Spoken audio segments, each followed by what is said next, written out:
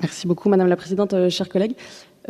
Idiot, passe-plat, incompétent, c'est 3 qualificatifs parmi d'autres qu'on a entendus ce matin. Je vous épargne la liste complète. Ça, on l'a entendu en 1h30 parce que c'était avant 11h.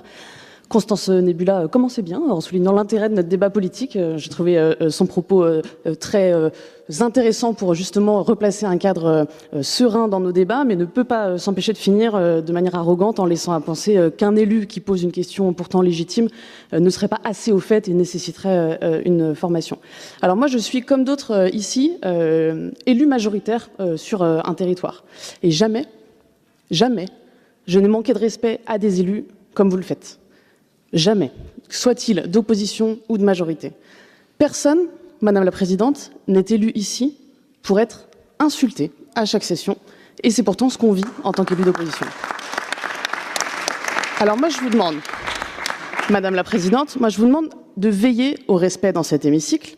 Idiot, passe-plat, incompétent, ce sont des propos qu'on ne devrait pas entendre pour qualifier des élus d'opposition. Je sais à quel point vous rappelez régulièrement à quel point il vous tient à cœur de montrer le meilleur visage de la démocratie.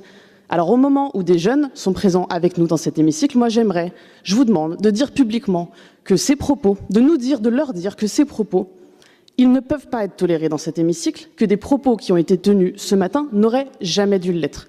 Si vous n'assumez pas ce qui est de votre rôle, de la police de cet hémicycle, on prendra acte que nos débats ne peuvent pas se tenir dans de bonnes conditions. La région des Pays de la Loire a fait le choix de repenser ses dispositifs d'accompagnement vers l'emploi. Vous avancez notamment vouloir vous recentrer sur les secteurs professionnels en tension. Tous les métiers en tension, non, puisque vous venez de décider de la fin des aides à l'entrée en formation aux métiers de l'animation et du sport pour les demandeurs d'emploi. Les métiers de l'animation, de l'enfance, de la jeunesse, des métiers pourtant essentiels pour la jeunesse étant censée être parmi vos priorités. Je vais détailler donc en quelques points ce sujet puisqu'il est assez significatif de votre positionnement politique sur ce volet. Vous justifiez la fin de ces aides aux formations en avançant que ces métiers ne seraient pas en tension. C'est faux. France Travail classe les métiers les plus en tension et les métiers de l'animation sont classés 8e sur 235. Vous affirmez que ces métiers ne rentrent pas dans le cadre du nouveau dispositif Un emploi, une formation, parce que les résultats d'insertion seraient décevants. C'est faux. Le Cariforef indique que les sorties en emploi sont bonnes, avec entre 79 et 89% des personnes formées en emploi à la suite de la formation, selon les chiffres que l'on prend.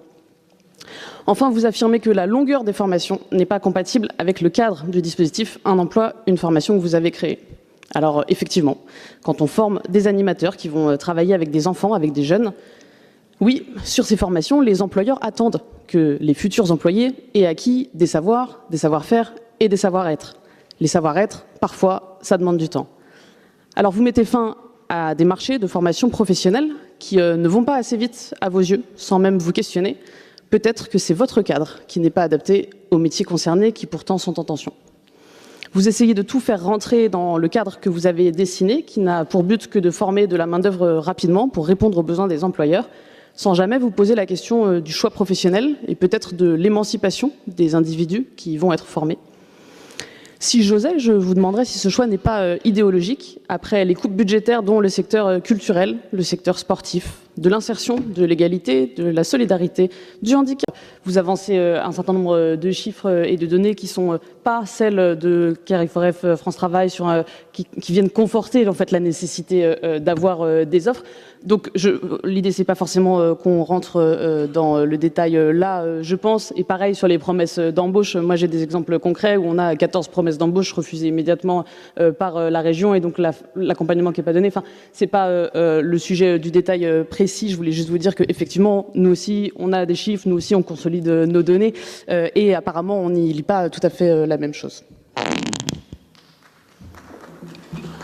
Quelques mots juste pour répondre à l'intervention à l'instant de Philippe Henry. Si on a autant de Ligériens qui n'utilisent pas les transports en commun parce qu'ils sont trop loin des gares et que les horaires ne sont pas les bons, peut-être alors qu'il faut continuer à investir dans les lignes, à acheter des rames, à ne pas fermer les petites gares, à faire en sorte que l'accès aux gares existantes soit facilité pour continuer à développer les transports en commun. C'est justement ce qu'on porte en fait.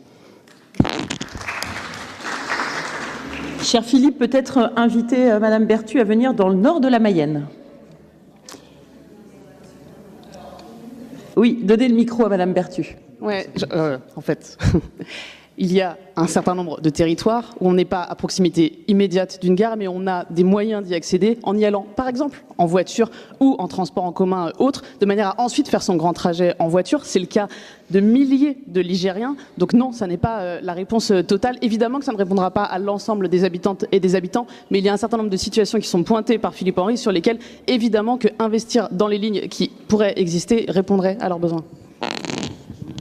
Bien, je vais laisser la parole